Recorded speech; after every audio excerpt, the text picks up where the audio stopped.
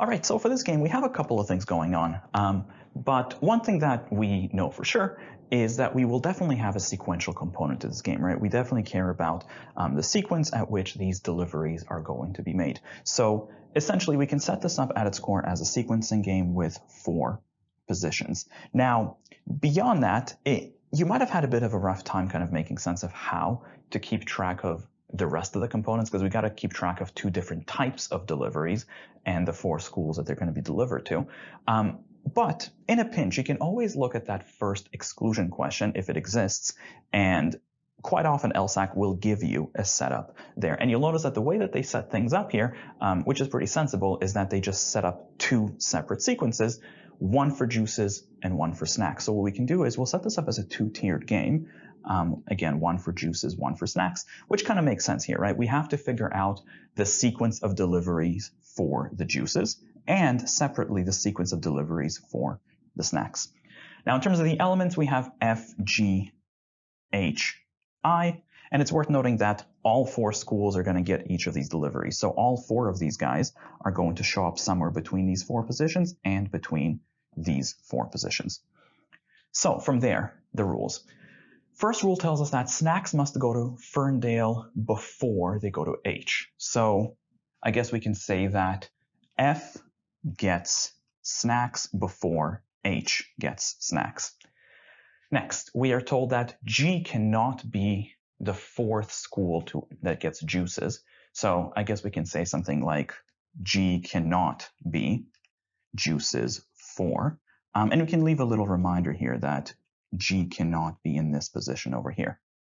Next, G has to be the 3rd school for snacks. Oh, that's pretty good. So G has to be snacks 3, and we can kind of leave a reminder here that G, well, not a reminder, we can just plug that right in. Next, we are told that the 1st school for juices has to be the 4th one with snacks.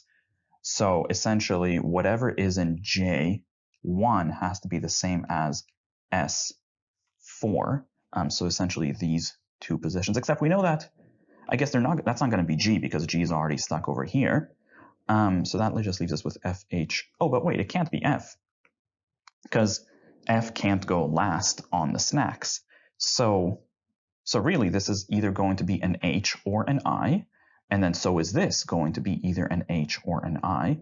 And if this is an I, actually that further kind of restricts F and H. You know what? As usual in these kind of situations when we have a very restrictive component, let's exhaust this based on that. So essentially J1 and S4 are going to be either both H's or both I's. So either this or alternatively that. And in both scenarios, we can't have G in J4.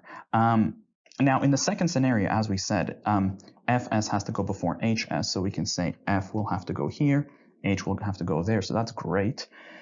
And then in the top template, I suppose here we still have flexibility. F and I can still kind of shuffle. I guess we can even kind of, denote that. And in both scenarios, I guess we can kind of say the G is going to have to go into one of these 2 positions here, since it can't go into 4, but I guess it's pretty flexible. All right, so let's go. The questions themselves. So first question, as usual, is our standard exclusion question. First rule was that Fs has to go before Hs, going through the answer choices. For the snacks, A looks okay, B, F before H, C, there we go. So C doesn't work. We have H before F. We can get rid of answer choice C.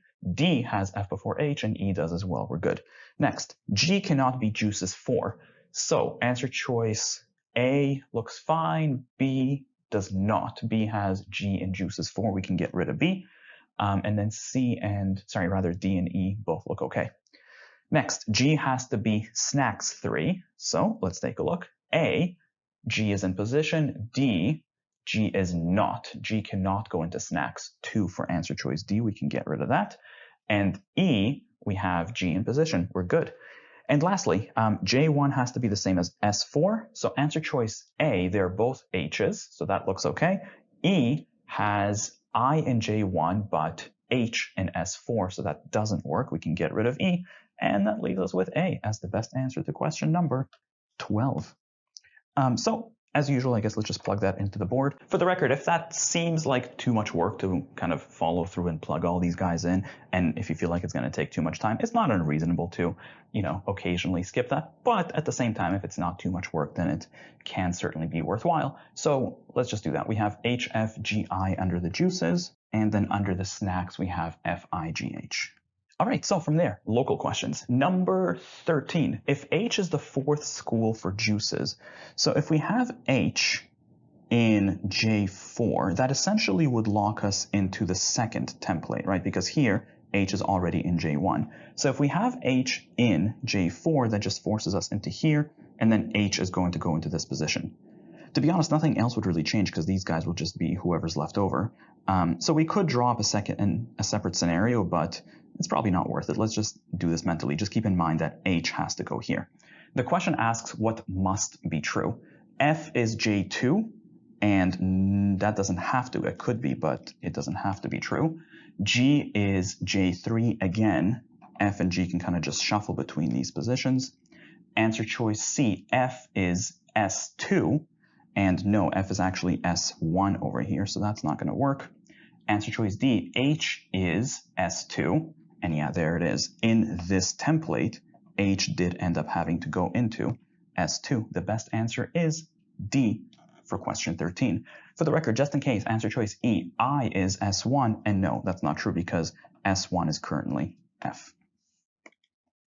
Next, question number 14 is our next local, which says, if I is the third school for juices, so if I is in J3, well, right away, that forces us now into this top template, right? Because here, I is already in J1. So if I is in J3, that would force I to go into here, and then G would have to go into there, and I suppose F would have to go into there. Now, to be honest, you can probably keep that in mind and do this mentally, but there's a couple of pieces that you have to keep in mind, so that might be a little bit overwhelming. So if it is, it's not unreasonable to just line it up on paper. So let's do that. So if I is in J3, that would put it over here. H would go here. F, I would split. G, H. Again, all of this happens because we are in this template. And then G, moreover, would have to go here because it can only go into these two positions. And F is left to go there. The question asks, what could be true? J goes to G before H. So I guess G before H under the juices. Does that have to be true? And no, under the juices, G is actually after H. So A is out. B, so let's just retranslate. I before H for the juices. Does that have to be true? And no, because I is actually after H for the juices. So that's out. C, F is before I for the snacks. And well, that could be true because these guys could flip back and forth, couldn't they? So that's viable. Let's hold on to C. Just in case, let's take a look at D and E. G is before I for the snacks, and no, G is definitely after I for the snacks. And E, H is before G for the snacks. Again, no, H has to go after G for the snacks. So the best answer to question number 14 is C. Next, number 15. If I is the first school for snacks. So if I is the first school for snacks, that once again, that forces us into this template since that's definitely not an I over here. And to be honest, not much would change. It would just force the I into here and then the F into there. Again, you could line this one up, but this one seems like something we can kind of keep track of mentally. We're just stuck in this template. And the only thing that would kind of lock in place is that I goes here and F goes here. The question asks what could be true. F is the second school for juices. Could F be the second school for juices? And yeah, why not? That seems wide open, so A looks pretty good. Let's just take a look at the rest of these. Answer choice B, H is the second school for juices. And could that happen? No, because we know that H is already over here, so that's certainly not going to work. Answer choice C, H is the third school for juices, and no, H is already first. Answer choice D, I is the first school for juices. No, that's already H. And E, H is the second school for snacks. And no, this would have to be an F in this scenario. So the best answer here is answer choice A for question 15. Next, number 16. Looks like this one's global, but 17 is a modifier. So let's go. 16 says, which of the following could be true? Answer choice A, both J and S or juices and snacks go to Gladstone before first. So basically G before F on both of these. Could we have G before F for both? And well, in this template, G is definitely after F for this, and actually here as well, yeah, for the snacks, G is always after F, so no, that would have been impossible. Answer choice B, G is before I for both of them. Could we always have G before I? And no, because in this template, G is after I on the snacks, but in this template, I is first for the juices. So G would never be before I on both the juices and the snacks. So that's out. Answer choice C, H before I for both. Could we do H before I for both? And no, because in this template, H is certainly not before I for the snacks, but in this template, H is not before the I for the juices, so H can't be before I for both. Answer choice D, I before F for both. Could we do that? And actually, maybe in this template, I could go before F. These guys could flip back and forth for the snacks. And for the juices, that could also happen. We can have something like I over here, G over here, and F over there. And that would be fine entirely. So yes, it looks like there is a scenario where we could have I before F for both. Answer choice D is viable. Just in case, let's take a look at E. I before H for both. Could we do that?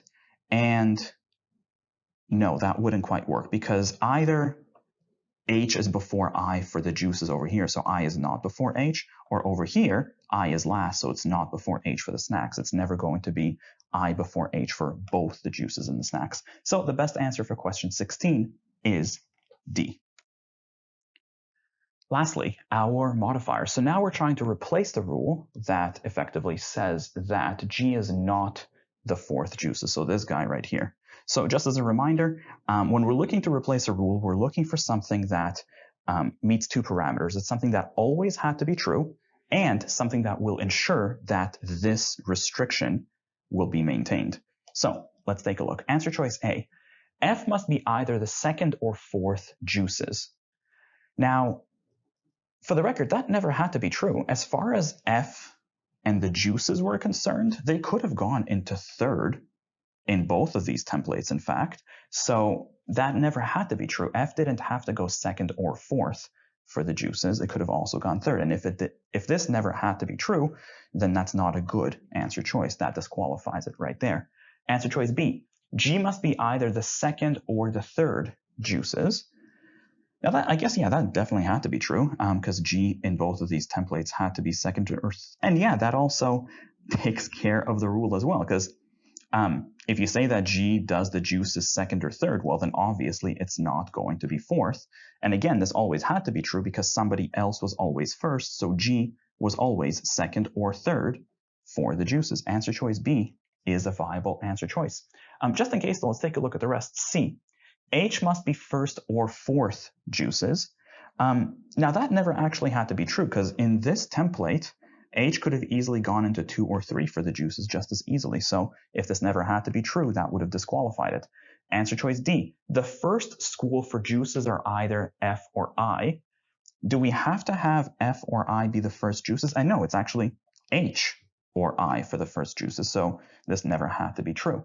Answer choice E, the fourth school for juices are H or I. Now, does that have to be?